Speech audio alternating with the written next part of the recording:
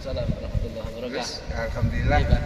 Saat ini kita berada di kebun teh yang tepatnya Puncak Bogor. Bagaimana istirahatnya tadi malam dan bagaimana dengan suasana saat ini yang sangat dingin ini, bagaimana guys? Alhamdulillahirabbil alamin bi ni'matillah. Bagaimanapun, Mbak, semua jika dititipkan jasad, memanjakan jasad itu bagian ibadah, Pak. Jangan terlalu sibuk fokus untuk ngurusi dunia. Refreshing itu juga penting.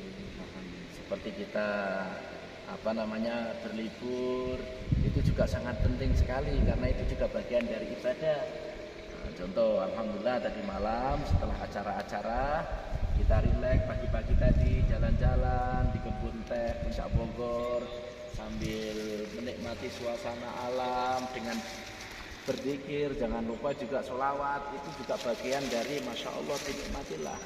Jadi begini, Mbak, kebanyakan itu ada sebuah ibadah yang sangat terselubung, di mana itu barokahnya, keberkahan untuk hidup kita itu sangat besar. Di antaranya itu apa? Ya, kita ini termasuk memanjakan diri kita untuk mendekatkan diri kita kepada Allah. Contoh, subhanallah, betapa indah tempat ini gitu kan. Nah itu, jadi kita selalu bisa tafakur karena Allah sendiri mengatakan tafakaru fi kulli syai'in la tafakaru fi dzatillah. Tafakaru mikir-mikir ira kabeh fi kulli syai'in ing dalem saben-saben sawiji, la tafakaru lan aja mikir ira kabeh fi dzatillah ing dalem dzati Allah. Jadi kita itu sama Allah disuruh berpikir atas apa ciptaan Allah yang luar biasa, termasuk alam, bahkan perumpamaan yang Allah buat seperti ciptaan yang sangat kecil, sekecil nyamuk. Allah sendiri mengatakan innallaha la yastahi ayyadriba mathalan ma ba'udatan fama fawqaha. Sesungguhnya aku menciptakan perumpamaan sekecil nyamuk. Itu semua perumpamaan. Ada ilmu-ilmu kebesaran Allah. Masuk pada pagi hari ini kita di tempat yang luar biasa ini, Pak. Tafakur, syukur, alhamdulillah. Jangan lupa ketika bertafakur dan mempunyai sebuah kenikmatan yang Allah berikan, termasuk kesehatan itu subhanallah luar biasa. Ingat, ketika sehat kita mohon kepada Allah, ya Allah, kami akan selalu berusaha untuk memelihara kesehatan kami dan jaga kesehatan kami. Mohon kepada Allah. Kalau toh memang Allah memberikan sakit, ya sudah, memang itu takdirnya seperti itu, tapi setidaknya kita sebagai hamba untuk memohon kepada Sang Kholik tentunya dengan doa-doa yang bagus, gitu loh, Pak. Iya. Terutamanya begini, Pak. Kebanyakan kadang ada orang yang hidupnya susah, kadang gelisah, kadang cemas. Ada loh manusia itu yang sampai takut mati gitu, Pak. Betul. Nah, jadi takut mati, ada seperti begitu. Ini kenapa? Ini ada pola mindset fikir yang kurangnya apa mereka? Kurangnya tafakur ilallah, tafakur kepada Allah, dan memang semuanya itu juga bimbingan dan banyak kita mencari seorang guru itu. Alhamdulillah, guys, penjelasannya di kebun teh yang sangat luar biasa. Wah, ini luar biasa. Dinginnya sangat luar biasa, dan memang untuk saat-saat sekarang ini banyak orang di mana selalu hanya mengandalkan ibadah maghdohnya. Tidak banyak orang-orang yang banyak bertafakur di alam yang Allah ciptakan. Tidak banyak sekali saudara-saudara kita yang lupa dengan itu semua.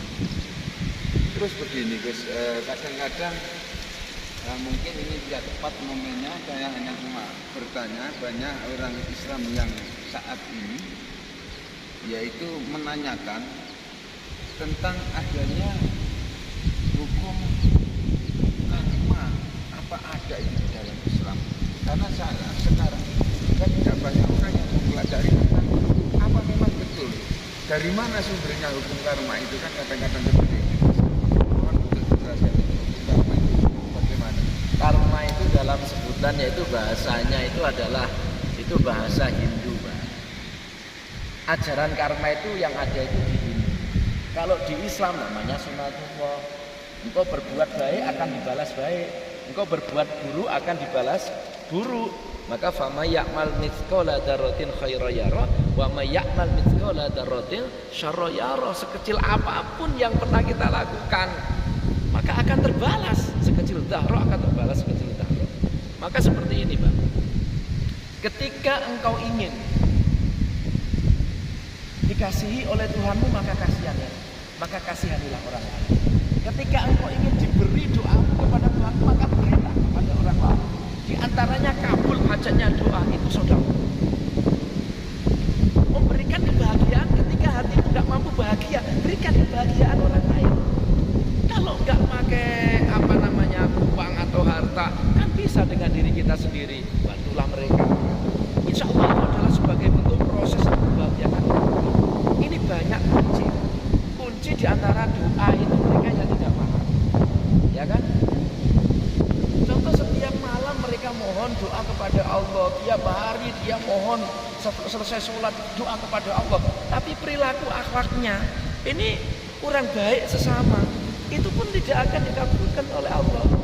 Contoh, saya ini kan mau beli mobil gitu kan, ya Allah saya nggak cukup, saya mau beli mobil. Saya lihat tuh anak kecil mau minta sepeda, orang tuanya nggak mampu belikan sepeda, tak belikan sepeda. Seneng anak itu, kita belikan sepeda. Tidak lama mesti kita akan mudah hajat kita. Loh, buktinya nggak lama artinya bisa beli mobil. Itu termasuk karma tadi itu ya. Pembalasan seperti itu.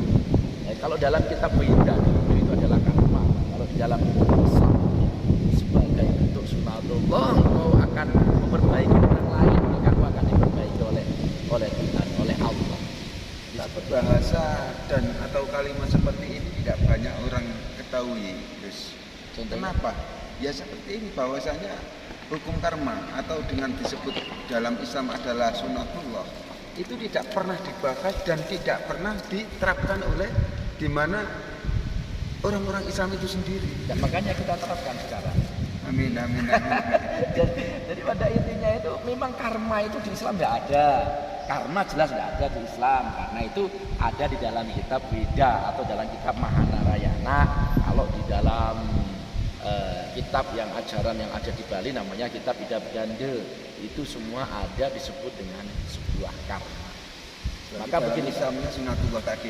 Dalam Islam itu sunatullah.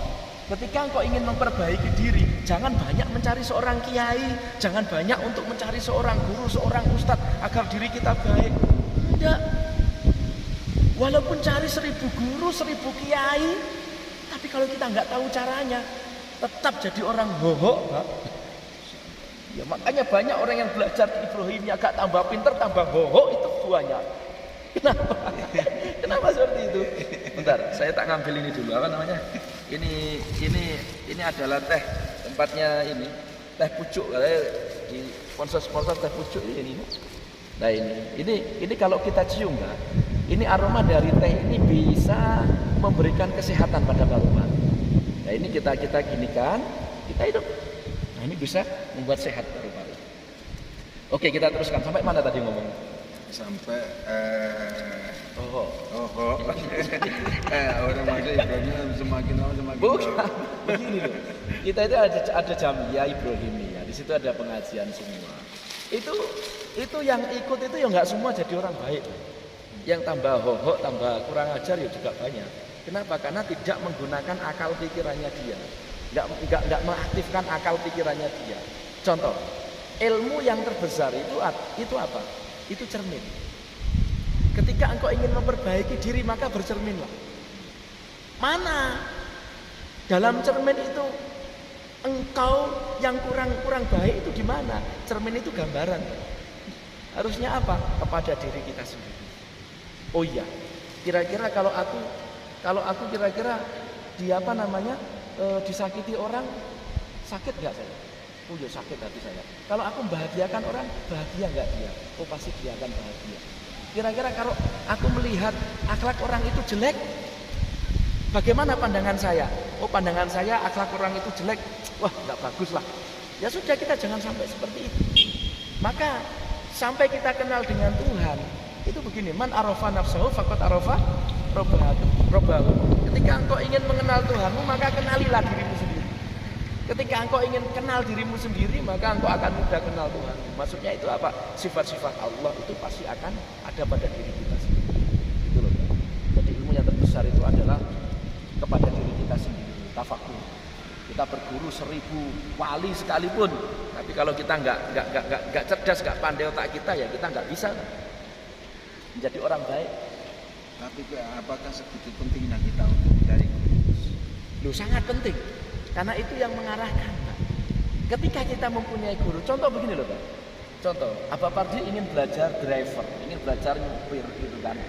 Abah Pardi, saya kasih arahan, ini beloknya sekian persen ke kiri, sekian persen ke kanan, nanti ditekan gasnya, di brake, di rem, seperti gitu.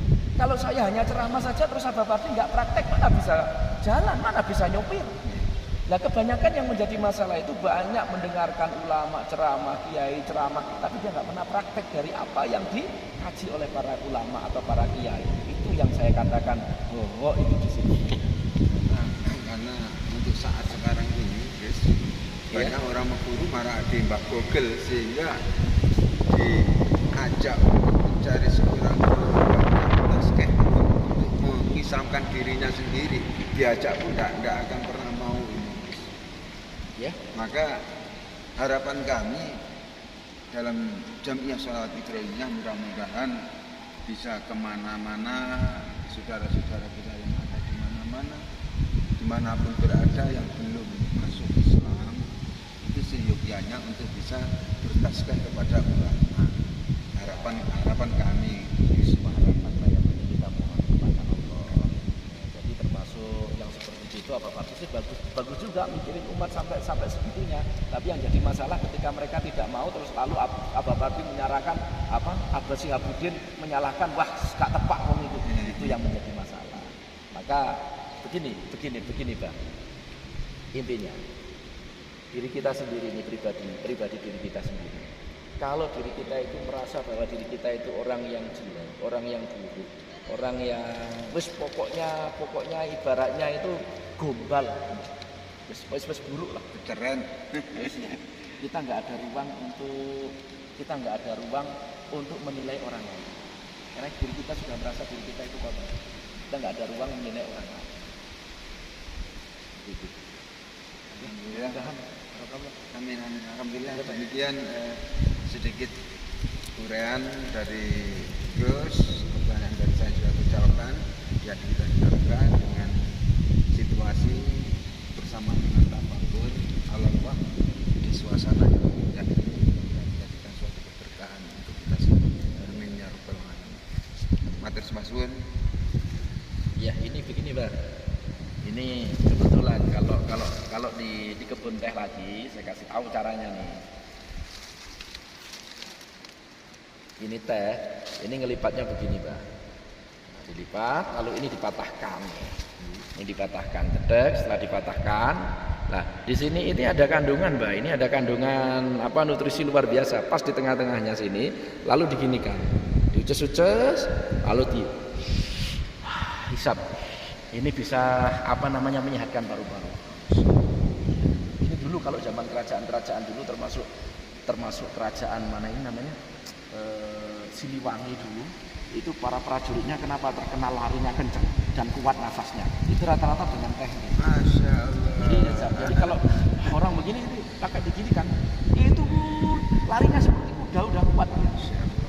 Setelah ini coba Abah Pardi loh, kau lari ke sana pakai gini. Sangat sehat itu.